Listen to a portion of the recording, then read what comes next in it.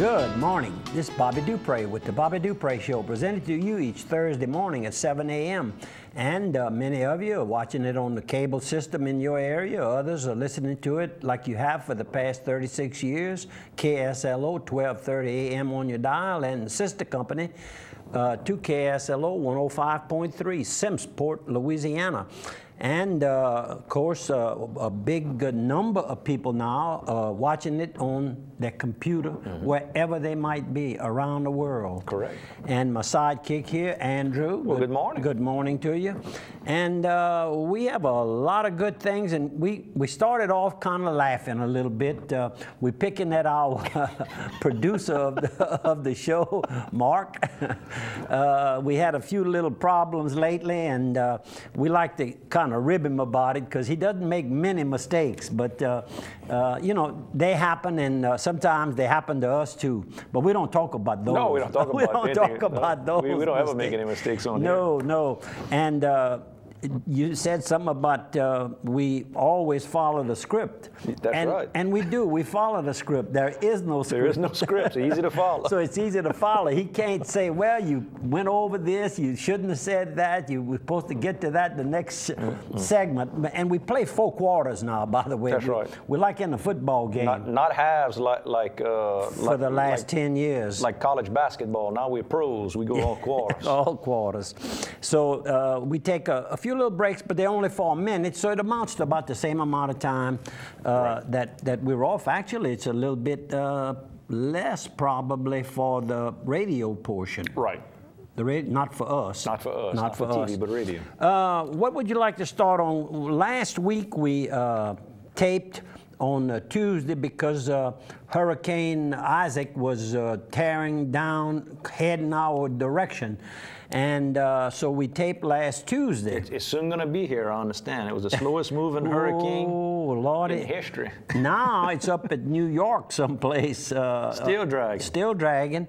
But given other areas of the country, a lot of much needed rain. And, you know, over here, we were so very fortunate that hopefully everybody has thanked the good Lord for the blessing that we got by not having more than what we received here. But parts of Louisiana were damaged pretty badly. Worse than any flooding that they've ever had in history in some of those places. That's correct. LaPlace, I never heard, well, Plaquemine Parish. Parts of it do, parts but of it. It was kind of surprising that other parts did. Yeah, that was an 8-foot levee. And they got about 16 feet. Across the river, the same river now, across the street, like, they have one that's probably 30 foot. Yeah. So they had no problems at all, and that's where Blue and Noel have their camps in Venice. Venice is on the safe side, and the other side had been safe in the past. Right. And I imagine there could still possibly be water into some of those properties. It's taking a while to go down. It's going to take a while. They cut holes in the levee because they were higher than what the river was. They were in a bowl. They had to let the water back out. Let it out. Then LaPlace, like you were saying, unreal. My God. Closed the interstate. That's right, for several hours. Well, I think they finally opened one. They only had one lane open for the LSU game Saturday night. So, I mean, they talked like weeks they weren't going to open the interstate by LaPlace. So, I mean, they got some damage there. It messed up the interstate. And above, a little north of there, Mandeville and places like that, Madisonville, the water backed up into those areas real bad. And then in Delcom, they put the boats on dry ground. Yep, dry dock. That's right. And of course, lots of people have asked me about the point, Sycamore Point. We refer to it as the point. I had a lot of phone calls and all. How'd your property come out? Well, we were high and dry because the water went out.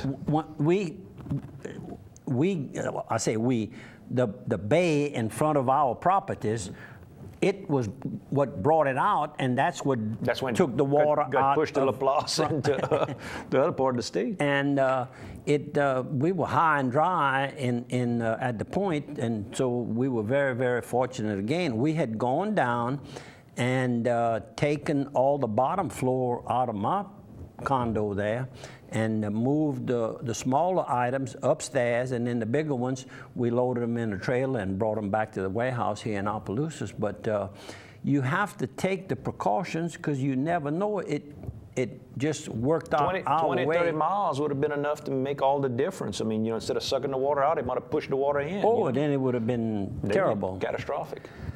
How about some sponsors? Well, that's a real good idea. Benny's Supermarket. Best idea you had today. How you like that? Benny's Supermarket, go down to Benny's and get all your groceries, a great produce, best of the best there, the great meat selection, already pre-seasoned if you like, or you can do it yourself from scratch. They got sausage.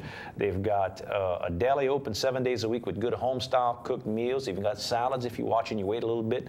Little Benny's Sports Shack is expanded, I saw. They've expanded out a little bit further out into the store if you want to get more stuff because people are working out more, just trying to stay in shape, stay trim, go by and get your nutritional supplemental type stuff. And they also do smoothies there.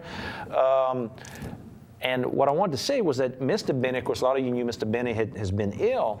I talked to little Benny today, and he said Mr. Benny had gone by the grocery store for about an hour or so and walked around and talked with some folks and just getting out. He's taken a while to get his stamina back up, but he's talking well, walking well, feeling good, just got to build up his stamina after being down for those weeks. You know what's kind of rushing all of that? What's that? Deer hunting season. Oh, you know it's coming.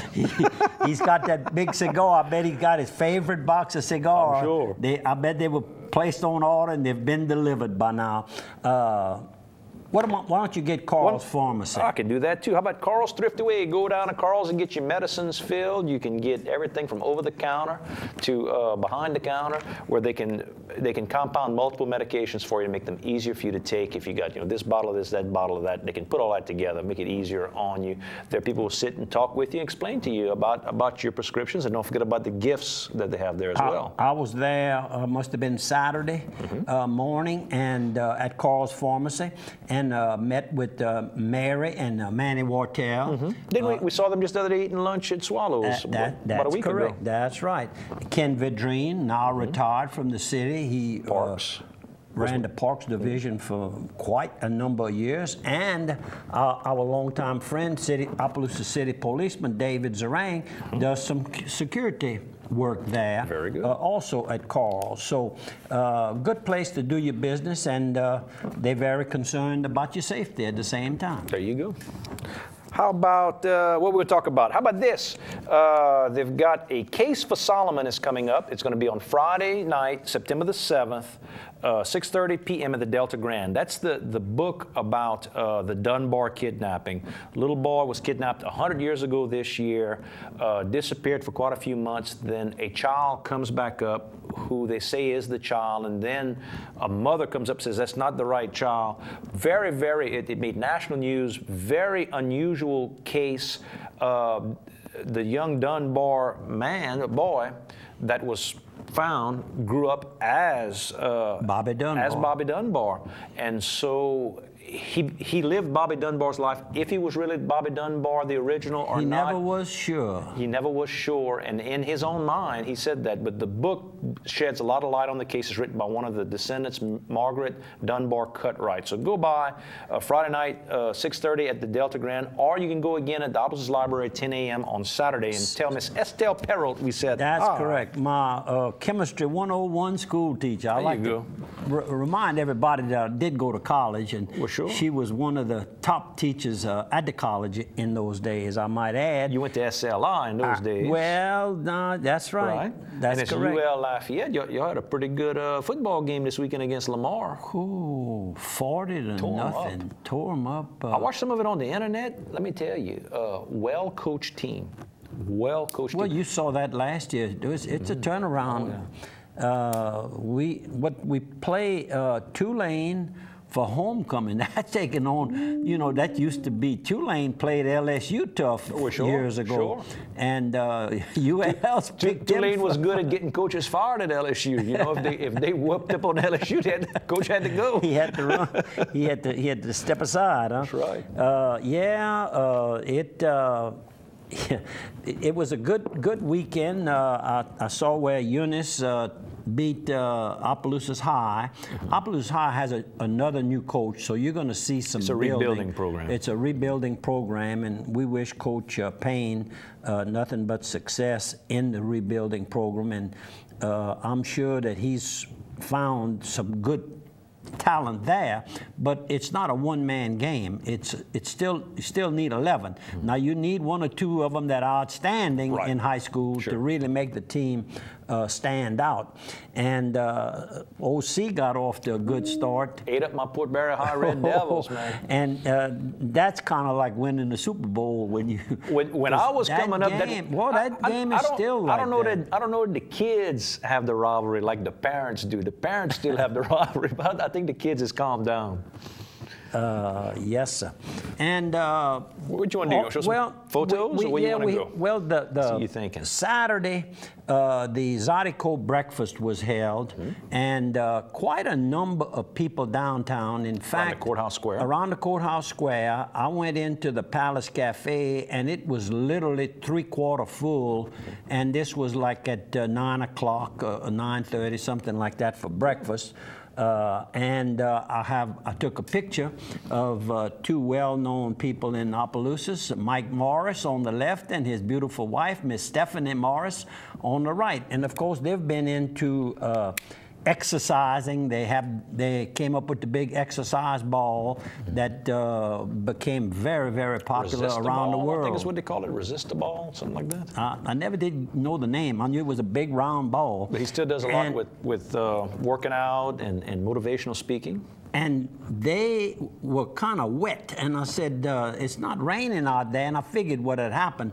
They had gone dancing already. They had been dancing on the square, came in to have a little breakfast, and when I finally left there, they were going back to dance again. Okay. So hopefully they had a good time. And of course, Stephanie is Jim. We're always talking about Jim and Babs Lopez, and of course that's Jim's sister, and Mike, of course, he is Lil Hoppy.